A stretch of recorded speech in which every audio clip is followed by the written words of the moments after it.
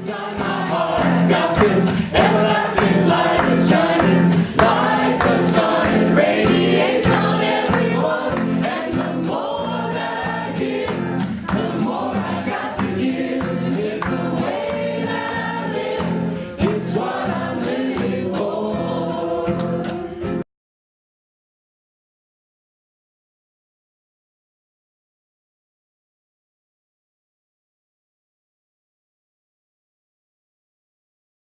Consuming love of the Spirit, I am absorbed by this presence, so personal that it has personalized itself as myself. And so knowing, and please know with me, that in this very moment we are experiencing this sacred, sacred place, the indwelling Spirit that is always, always present through us, as us. Call it whatever you want, it does not matter. It is the very life force itself, the very breath that I breathe, the very breath that I'm speaking from. So I know this is a time of celebration. We have all come here on purpose, on divine purpose. We've come here to laugh, to know more, to give, to receive. We are present. We are present right here and right now. And I know that this service unfolds easily, effortlessly, and most of all from a place of perfection, from a place of power. I celebrate you. I celebrate me. I celebrate this island. I celebrate this thing called life. So knowing that, we just simply, just with gratitude in my heart, I just say, let it begin. And let it begin. I am here. I am here. As together as one in consciousness we say, and so it is. Yes.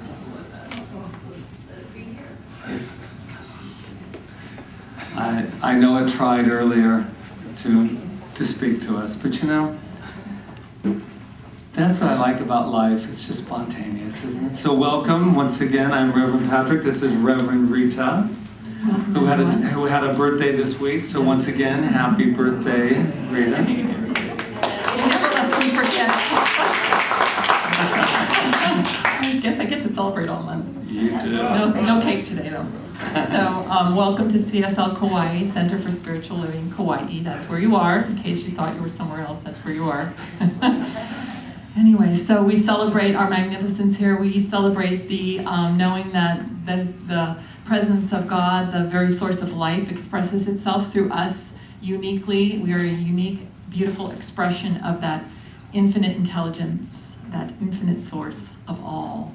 And we celebrate that we are powerful. We have powerful minds that use a law that says yes to us, this law of cause and effect that is the very beingness of who we are, and that we come here to be more conscious of the idea that our thoughts are powerful and to use our thoughts and our beliefs on purpose for our highest good and the highest good of everyone and the highest good of this planet. So that is why we come here every Sunday, and to be uplifted into that. And so I welcome you here to Center for Spiritual Living Kaua'i. I see a lot of new faces today. New faces and some faces that haven't been around for a while. Yes. Aloha and welcome home. So, but how it works here is it's very simple. We have a message that's very simple yet very powerful. And all you have to do, you don't have to scream it out, but when we say something to you, all you have to say is, yes, I am. That's all, your only job, right? So what do we say to people for the first time that they are here? You are magnificent. You are magnificent. There we go. Yeah, that's a little addition that we have put in there. And we can never say that about you unless we know that about ourselves. Isn't that correct? So what do we say?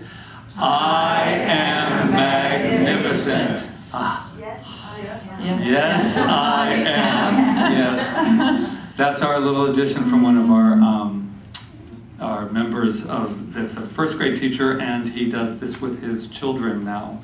And it is starting to swoop around the schools now. And the biggest thing that he told me was that They love saying, yes, I am. And because they have to be singled out. And as we get older, that's not always the easiest thing for us to say. I mean, nobody in this room, but it is sometimes hard to just acknowledge and just say, yeah, yes, I am, by the way. Right? So good. So we will turn our time over to our dear Jeevan to lead us in our opening song.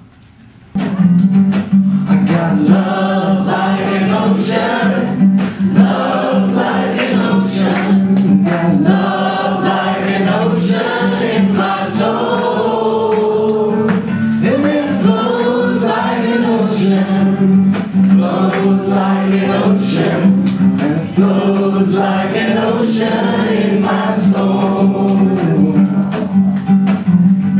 I got joy like a fountain, joy like a fountain, joy like a fountain in my soul.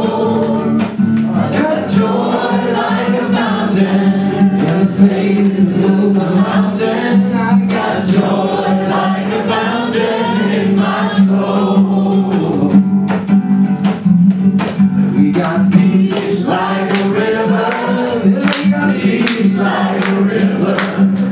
Peace like a river in my soul, and it flows like a river, it flows like a river, yes it flows like a river in my soul.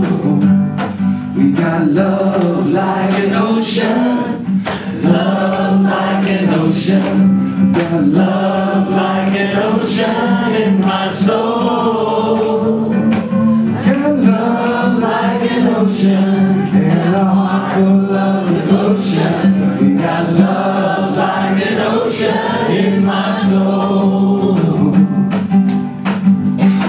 We got joy like a fountain, we got joy like a fountain, we got joy like a fountain in my soul. We got peace like a river, peace like a river, peace like a river in my soul. And it flows like a river, ready to deliver. Yes, it flows like a river in my soul.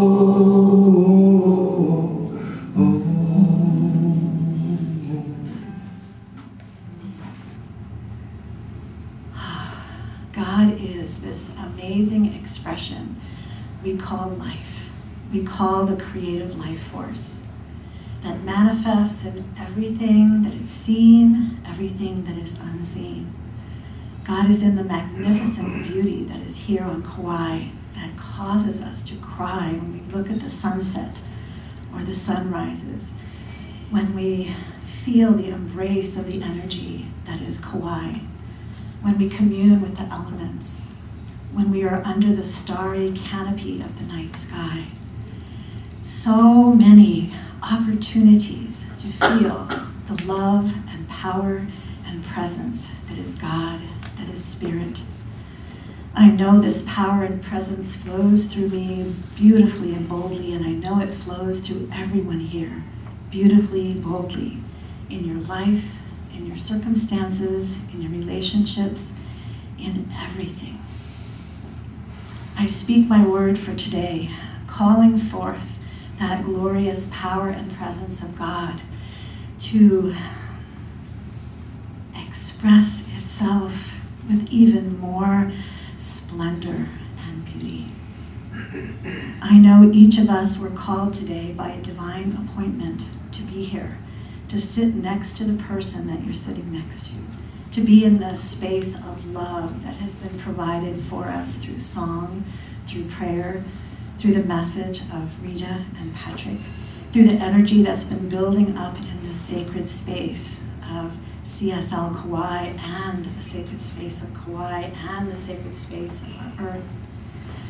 I know for everyone here that we are awakening We are awakening to who we really are, in truth, in love, in wisdom, in wholeness, in health, in perfection, in joy. I invite you to take a breath and allow that to sink deeply into the core of your being. To receive the truth of these words. To know that something beautiful is calling you forth. That beauty within. The beauty all around us outside is just an outward manifestation of the inner beauty that we are. The inner truth that we are. So I know for everyone here that magic happens today. Enchantment happens today. A calling forth of the highest and best that you are. I know for everyone here, your lives can thrive and soar in ways that you haven't begun to imagine, but it is seated right here and right now. A magnificent life, a life of abundance, a life of truth, a life of meaning and purpose. I know for everyone here to dance with joy in their hearts, in their bodies, in their minds, and their spirits. Oh, how grateful I am for this opportunity to pray for the divine expression in each one of you, for your divine unfolding, for the beauty and joy that you are to manifest fully and completely. I'm so grateful for everyone who came here. Your presence makes a difference. The gifts that you bring to share make a difference. Know how beautiful you are, how necessary you are to the unfolding of awareness and consciousness on this planet. Oh, so grateful. And my heart overflowing with joy and gratitude, I release my words to the power of the mystery and magic of the law, knowing it is done as I have spoken. We are so blessed as we awaken and share our gifts. And together we say,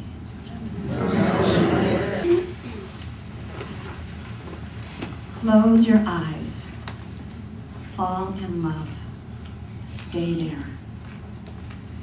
You have no idea how hard I've looked for a gift to bring you. Nothing seemed right. What's the point of bringing gold to the gold mine or water to the ocean? Everything I came up with was like taking spices to the Orient. It's no good giving my heart and soul because you already have these. So I've brought you a mirror. Look at yourself and remember me.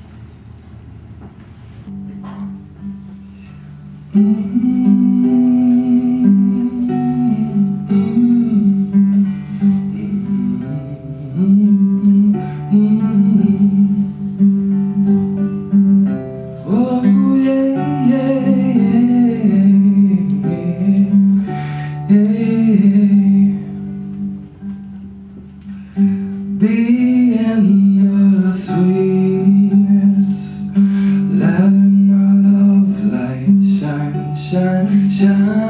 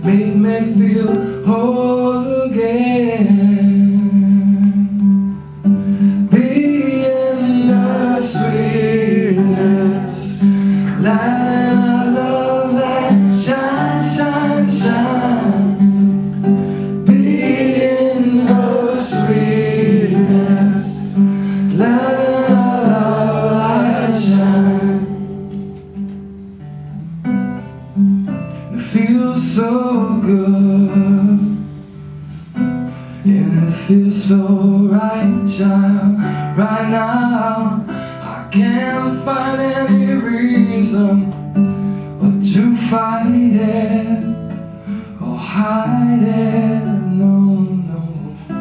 I can see the light, I can see the light that's shining, burning through the night, yeah. It's reminding, I'm finding, being the sweetness, letting our love light shine, shine, shine. Being the sweetness, letting our love light shine. Being the sweetness, letting our love light shine, shine, shine. Being the sweetness, letting our love light shine. Letting our love light shine, shine, shine. Letting our love light shine.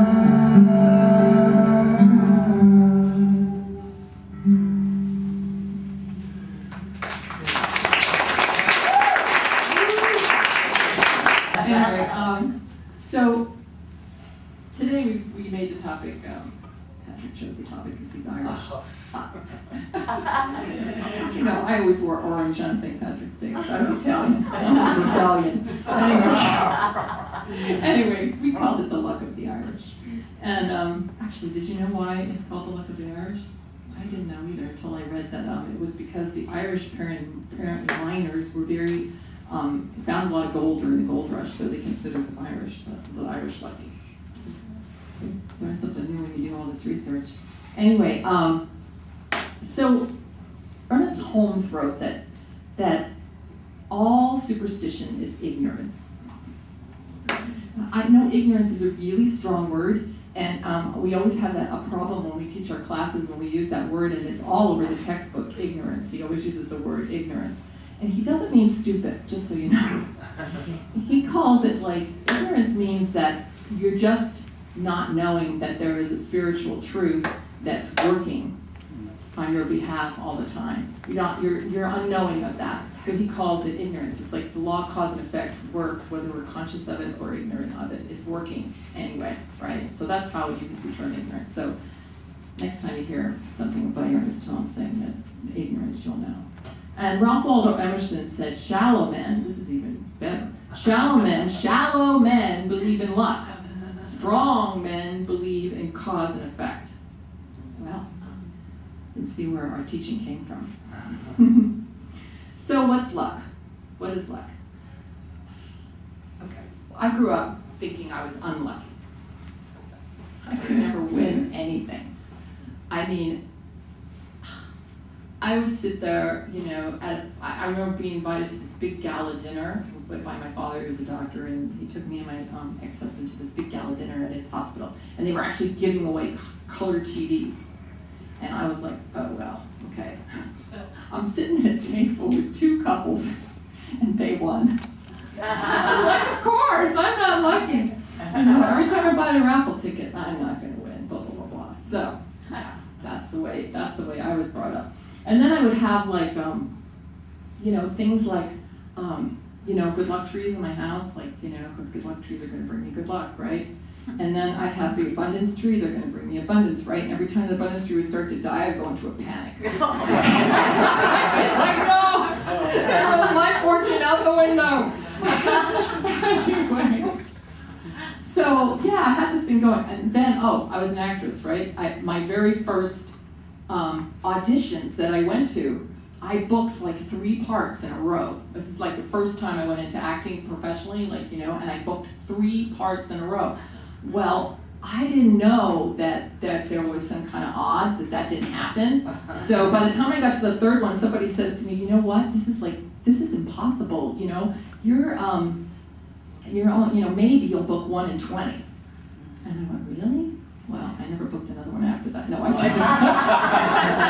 So I was very susceptible to what other people said. I was very susceptible to this idea of something outside of me, which is what luck is. It says, a purposeless, unpredictable, and uncontrollable force that shapes events favorably or unfavorably for an individual, group, or cause. You say things like, with my luck, I'll probably get pneumonia. I've heard that one, right? It's better to be lucky than smart. Some folks are just born lucky, and it wasn't me. And then this one, I love this one. You never know what worse luck your bad luck has saved you from. That's true. I know. That one I believe. So, yeah, and Ernest Holmes writes, it's superstitious. He uses that word in the textbook a lot too. It's superstitious to believe God will answer the prayer of one above another. So in our teaching, luck does not exist. When, I wasn't really seeked in our teaching when I thought that the year I found all these 4-leaf clovers. I had met Patrick, and I found all these I kept finding 4-leaf clovers, and I was like, this is a sign. He's the right one. He's Irish after all, too. So, I know, really, I know. And then all the tomatoes in my garden started growing, and I'm like, oh my God, this is a sign, too. He's the right one. I'm flourishing now. Anyway, so yeah, well, that was before I found this teaching. And before I understand now that all of that was, what was it? Cause and effect. And what was it being motivated by? My belief or my fear, either one. My belief, okay? And so that's what it is. It's so simple. And yet, a lot of us, not saying nobody in this room would be like this, but a lot of us still believe that there's some happenstance or something outside of ourselves that is leading our lives and directing our lives. And I know I'm thinking of my dad. I know somebody said you talk about your dad a lot, but he was a good physical metaphysician. Even though he was a Catholic, he was still a good metaphysician, and he wasn't a very good Catholic either. But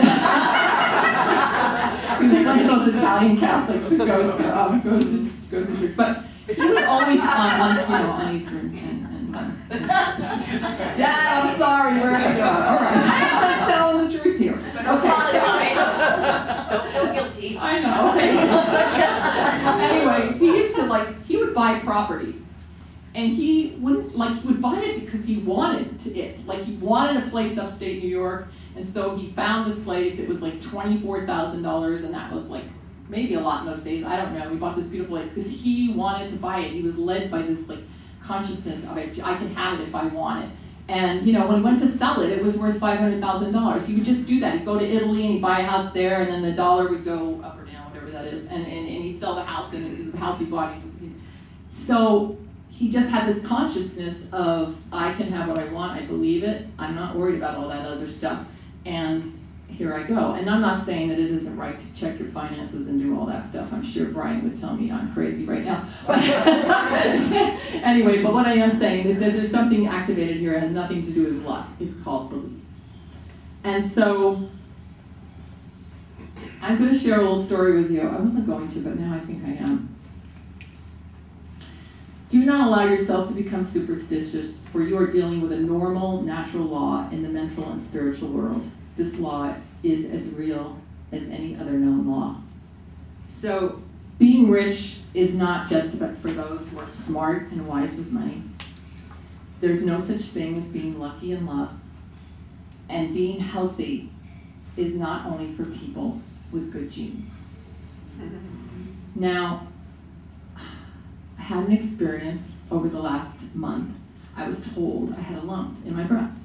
And my doctors check me really well all the time and make me go for tests because my mother had breast cancer and my grandmother had breast cancer. So therefore, I am, right? I'm going to probably more than likely have something right. So I was told I had a lump, and I had to live with that for the last month. And all I did was treat. And even though I know what I know, and I'm a minister, right? still was subject to race consciousness. I still was subject to the idea that my mother had this, and was there some luck that I was going to get it? My sister hasn't had it, my aunt didn't have it, but my mother had it, so what was that? And blah, blah, blah, blah, blah, blah, and go on and on and on. So, and then interestingly, I had to treat for somebody a couple of months ago with the same exact issue. And I didn't have any trouble knowing for that person. But I was having trouble knowing for myself with a surety. I knew that whatever would happen to me, just like my hand here, how I fractured my wrist, that I'd be okay. And that I would be able to face whatever happened to me because I have a power that I'm working with that's up to anything that I could ever face. It's up to anything. I knew that. But I didn't really want this journey. It wasn't the journey that I really wanted to experience. And I said, wow, is that enough to just say, I don't want this journey. I want this journey. I want to be healthy. And so one morning I woke up and I was meditating and said, just surrender to your perfect health. Just surrender to your perfect health. So I did that.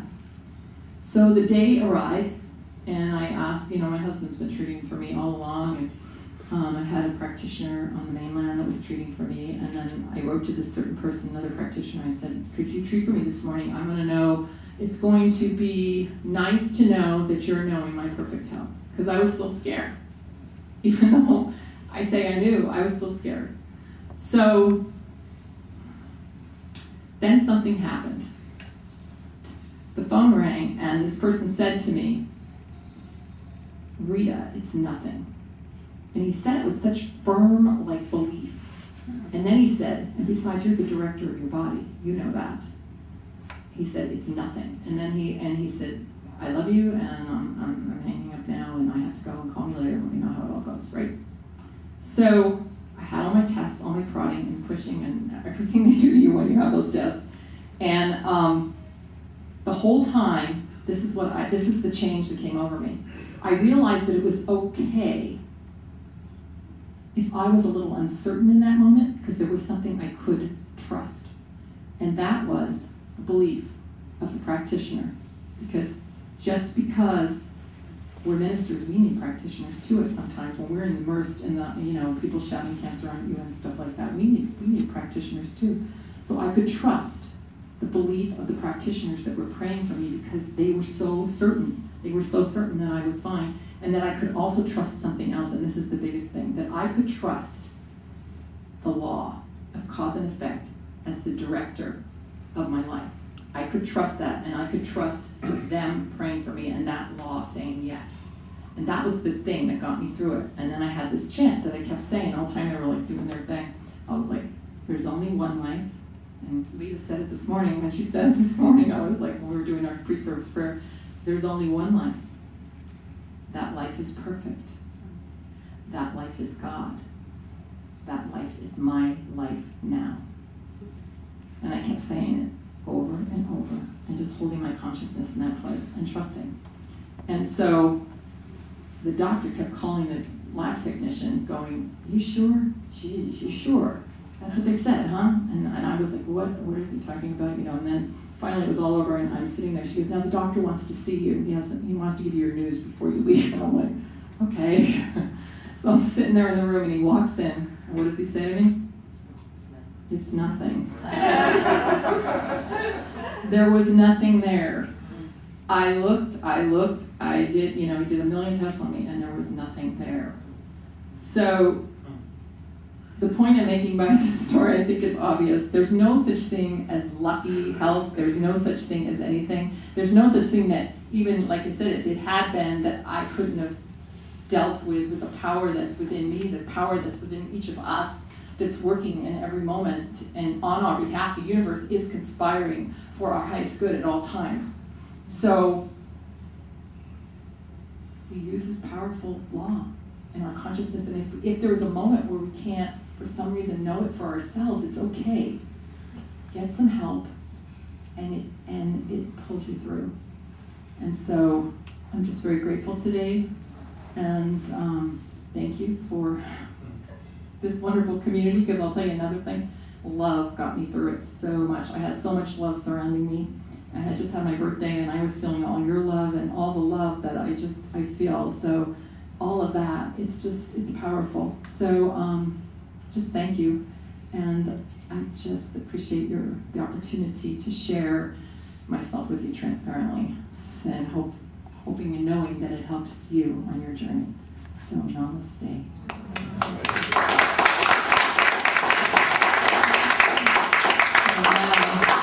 I will turn my time over to the Irishman.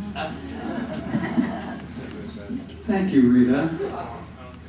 I just love it whenever she says, I wasn't going to say this, I always know something's coming. And I'm always so blessed when it's not about me. I feel so lucky. Okay, so we have to talk a little bit about the Irish thing, because we said the luck of the Irish, and I was raised, my mother is 100% Irish. I do not have that divine connection towards the Irish people, meaning that that's my lineage, and I stick by it no matter what, you know. I don't, and I don't know why. But my mother, you know, she listens to all the music, and she's crying all the time, and my brother passed away, and then Danny Boy, you can imagine that on St. Patrick's Day. My brother's probably going, oh, here we go. And, but what happens with the Irish, because the thing that I think about when I think of green, I think of luck, I think of pot of gold, which is kind of exciting. I like that. Over the rainbow, whiskey, beer, fighting. No, well, kind of. I lived in New York for a while, and I knew the whole Irish community there. And whew. So, but we're not here to talk about my barroom days, are we? We're here to talk about this thing called luck, and I think that Rita put it beautifully. Our science, and just in general, we don't honor luck at all. Though I do want to say something about that. It is done to us as we believe. So therefore, if I believe I am lucky, whatever that means to me, I will be lucky. And so it's just like magic. Some people say, oh, I love the word magic. And we say, well, there isn't really magic. It feels magical, but there is a cause and effect and a love that backs everything. So whatever word you use, it's really okay. I like kind of the idea of, you know, I feel really lucky. But then what I'm saying really is I feel fortunate. And did you know there's schools, I love researching this week to week, there's schools for luck. And there's like all of this stuff that they, you know, probability, and they got very scientific about this whole thing about luck. And they were talking about the lotto, which I don't get to play anymore because I live in Hawaii and they don't have the lotto. But I did play it when I was there because I wasn't one of those people that said, you know, I don't know, I never win the lotto, and they never played. But, so I'm like, trying to figure that one out. They go, yeah, you can't win the lotto. I said, why do you play? And you look, no, I don't play because you can't ever win. Alrighty, so this is what Ernest told us. I always loved that. Speaking of lotto, there was a story I came across this week. And there was a gentleman, he was sitting in front of the TV getting the numbers off of it, and he's going, I'm going to become a millionaire by the lotto. And he's a businessman too, right? And so he goes, I'm gonna win the lotto. And so he had a very good friend, and then she said, well, tell me again, after he was done with his number, tell me again about all of the things that you need to do to become a millionaire, because he's a big businessman. And he said, well, there's only 3 ways. And that is that you can inherit it, you start a business, or you invest. 3 ways. Everything else, there's not a possibility of becoming a millionaire. And then she said, well, then why are you playing the lotto? And he said, oh my God. And he realized that he could not win that because the cause and effect really puts out exactly. So if you think you can't, I would suggest you don't. And we were saying that the other way too, that if you feel like if you hug somebody with a cold, that you're going to get a cold, then my belief system tells me that is not true. That's Patrick's belief system from what I know, that no thing flying around, if that was, you know, can land on me and make me sick from your cold. But if you believe that, I suggest no hugging, because there is that law of definite attraction. So, we're talking about this whole idea, and this is what Ernest Holmes says. Science of mind is not a get-rich-quick scheme.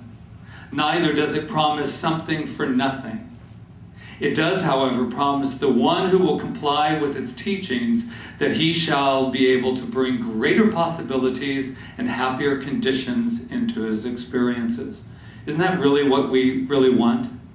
To live a life filled with great experiences.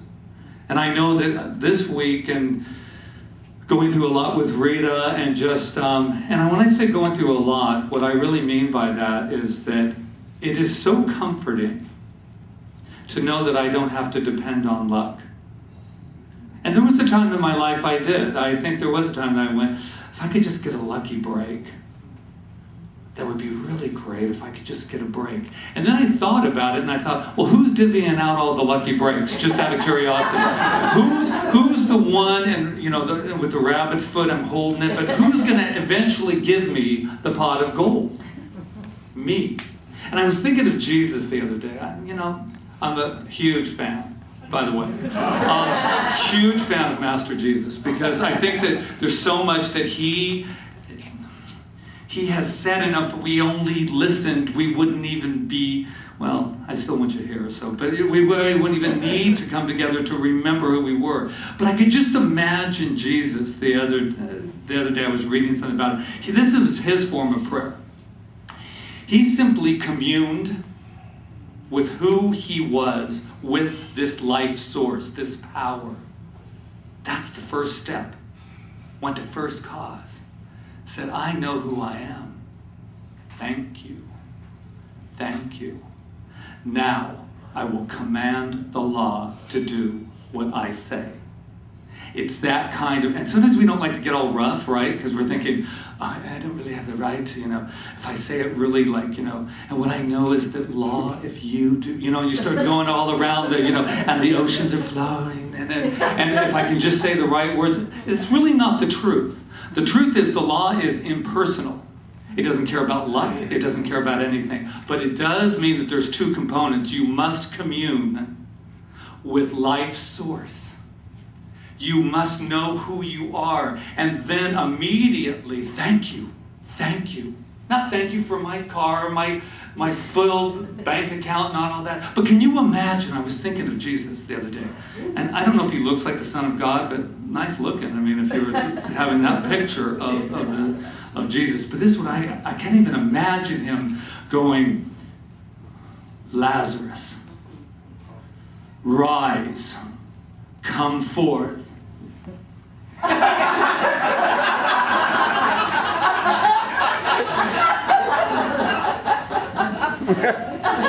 Where the hell's my rabbit's foot? I can't even imagine that this being that said, you can do what I can do and more, that you can use the very power that I use and more, having any kind of trust in thing called luck. Wow. That's who we are. I feel lucky just saying that, to tell you the truth. I feel fortunate. But can you imagine, though, that we have the power, and we have 5 steps in spiritual mind treatment, and that's fine. We can have 7, 8, wherever gets you where you're going. But here's what the truth of the matter is. It is done. It is done because of who we are. And that communion, when we just really get it, and I love that idea of just saying, thank you. Now do as I tell you. We were installed with that thing called the law that says, and I look like this because this is where it starts. An avenue moves through me as me. That's where it is. So I'm thinking of all these things that I desire, and I want to do this and I want to do that. And I went, oh, I only have one thing I need to do. One. I just need to know who I am and commune. And from that place, all things will appear. But I have honored false gods many times, called the world of my conditions. I have honored and said, well, when I see that, when it does, which, by the way, I did put some sun out there. Somebody asked for sun earlier. And just to let you know, I not only rise tomatoes for her tomatoes and four-leaf clovers, but, you know, see me afterwards if you have something you kind of want to happen. But there's your son. So, this is what I will close with. Tennessee. You know, I'm just an avenue for expression. That's really all I really am. All I've got in my notes is belief, belief, belief. Tennessee Williams says, luck is believing you're lucky. Belief is believing that you're lucky. I love it. So, we know who we are. And that's all we have to do. Are you willing to have it that simple? Yes. You will have to give up a few things. Struggle, doubt, self-sacrifice.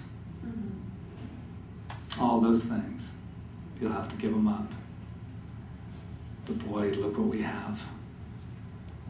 We are so special. I am looking at each one of you, and I am looking at God, meeting God. And boy, that is the gift. And I feel so lucky. Namaste. Blessed am I, spirit am I am the infinite within my soul. I have no beginning and I have no end. All this I am. Spirit am I am the infinite within my soul. I have no beginning and I have no end. All this I am. May the long time sun shine upon you. Oh, love surround you. And the blue light that's within you, guide your way on. Guide your way on. Guide your way on. Guide your way on. So here's what I know right here and right now. I know that the sun, that light, that beauty, that love within us is guiding us on as we leave here. I know it is all that we are, and we are all that it is, that it resides within us and guides our way in every moment, that we are loved, that this, what transpired during this service today is beautiful and has risen our awareness to an even higher level of that thing which sings and sings within us, that is who we are. And I know that we take this into our lives now and we let it shine, shine, shine, and that all is good. Our lives are unfolding perfectly in every single solitary moment. We are supported by an infinite universe that always says yes and is always transpiring for our highest good. This I know, this I claim, and I give gratitude for the service for each and every person here, and I simply release my word as law, knowing it's done, as we say together, and so it is. Inside my heart, got this